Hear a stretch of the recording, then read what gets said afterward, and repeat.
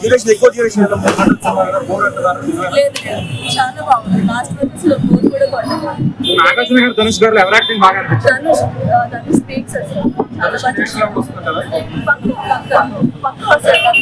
రష్మి గురించి ఏం చెప్తారు? రష్మి కూడా చాలా యాక్ట్ చేసింది. లాస్ట్ లో ఫైట్ చాలా బాగుంది. సాంగ్స్ గురించి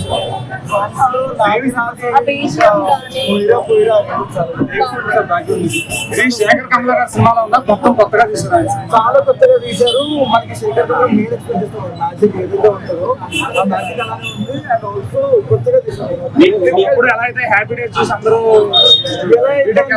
ఈ సినిమా చూసి అలా ఇన్స్పైర్ కాదు, ఇట్స్ చేంజ్ పోయి ఇది కూడా చాలా బాగుంది. ఇన్స్పిరేషన్ ఉంటుంది పక్క అదే లేదు, బట్ చాలా కొత్తగా చేశారు.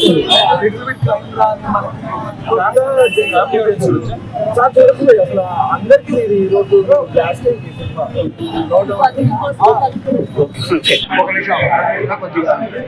ఎలా అనిపించింది కుబేరా?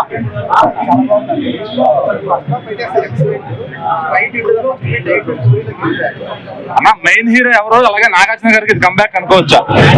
సినిమాలో హీరో అంటే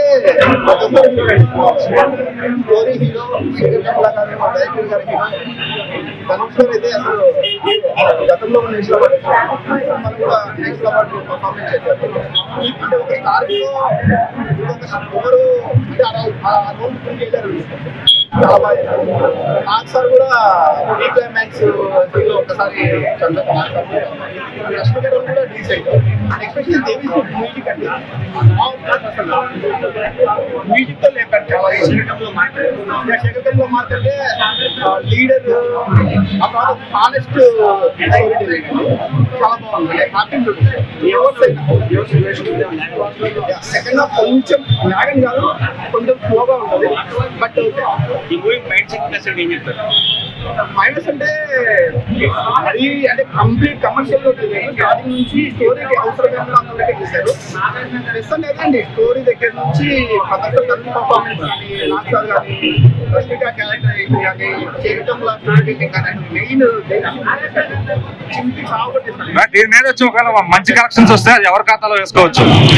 ఈ మూవీకి ఒక మంచి కలెక్షన్స్ రెవెన్యూ వస్తే అది ఎవరి ఖాతాలో వేసుకోవచ్చు? ప్రొడ్యూసర్ ఖాతాలో అంటే అందరం చెప్పారు కదా, ఈ మూవీలో స్టోరీ అంటే ఇప్పుడు ప్రతి ఒక్కరు స్టోరీ నాచార్ హీరోనే, స్టోరీ హీరోనే, శంకర్ గారి హీరోనే, అది ధనుష్ గారు పర్ఫార్మెన్స్ పర్ఫార్మెన్స్